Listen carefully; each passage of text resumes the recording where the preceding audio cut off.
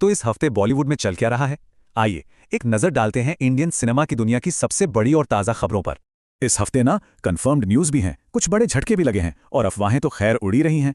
तो सच क्या है और झूठ क्या, चलिए पता लगाते हैं कि आखिर चल क्या रहा है।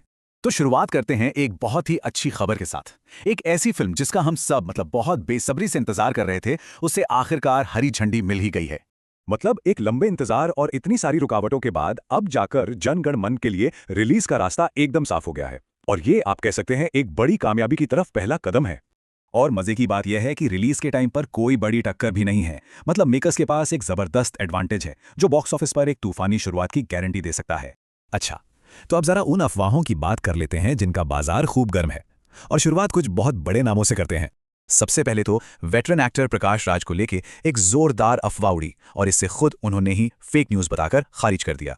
बिल्कुल इसी तरह रामायण में विक्रांत मैसी के रिप्लेसमेंट की खबरें भी हवा हो गईं, क्योंकि विक्रांत ने खुद साफ कर दिया कि भाई वो तो कभी इस प्रोजेक्ट का हिस्सा थे ही नहीं। और उधर डायरेक्टर रोहित शेट्टी, वो तो एक कदम और आगे निकल गए। उन्होंने गोलमाल 5 की अफवाहों पर लगाम लगाने के लिए सीधी कानूनी कार्यवाही की चेतावनी दे दी। तो देखिए, कुछ बातें तो सिर्फ अफवाहें निकली, लेकिन कुछ परेशानियां वो बिल्कुल असली हैं। और इसका सबसे बड़ा उदाहरण है हमारी अपनी होमग्रोन सुपर हीरो फ्रेंचाइजी। क्रिश 4 के अटके होने के पीछे जो सबसे बड़ी वजह है ना, वो है फिल्म के बजट को लेकर एक बहुत बड़ा मतभेद। पूरे 150 करोड़। और ये सिर्फ एक रकम नहीं है, ये ऋतिक रोशन के ग्रैंड विजन और प्रोड्यूसर आदित्य चोपड़ा के प्रैक्टिकल बजट के बीच की एक बहुत बड़ी दीवार है। और बस यही वजह है कि ये सुपर हीरो सीक्वल फिलहाल कागजों से आगे नहीं बढ़ पा रहा। और बजट को लेकर इसी खींचतान का सीधा सीधा असर ये हुआ है कि हम जैसे फैंस का इस फिल्म के लिए इंतजार अब कई साल और लंबा हो गया है। अब चलते हैं एक और बड़ी खबर की तरफ।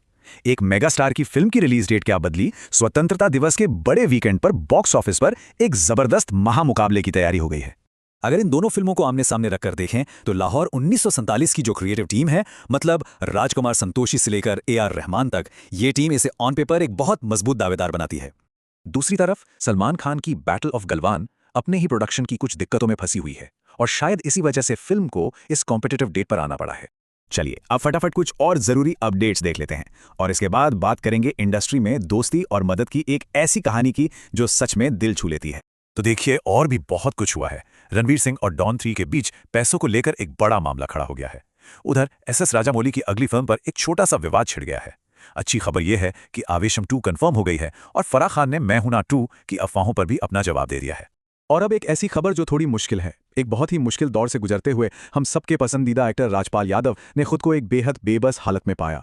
लेकिन तभी उनके साथी एक्टर सोनू सूद आगे आए और उन्होंने सिर्फ एक फिल्म में रोल या साइनिंग अमाउंट ही नहीं दिया, बल्कि उससे कहीं बढ़कर उन्होंने सम्मान और अपनेपन का एक बहुत बड़ा पैगाम दिया। और ये वाकया ना अपने पीछे एक सवाल छोड़ जाता है कि इस इंडस्ट्री में जहां इतना प्रेशर है, इतनी पब्लिक स्क्रूटनी है, इस अनप्रिडिक्टेबल दुनिया में जब एक कलाकार दूसरे का हाथ थामता है तो उसके असली मायने आखिर क्या होते हैं।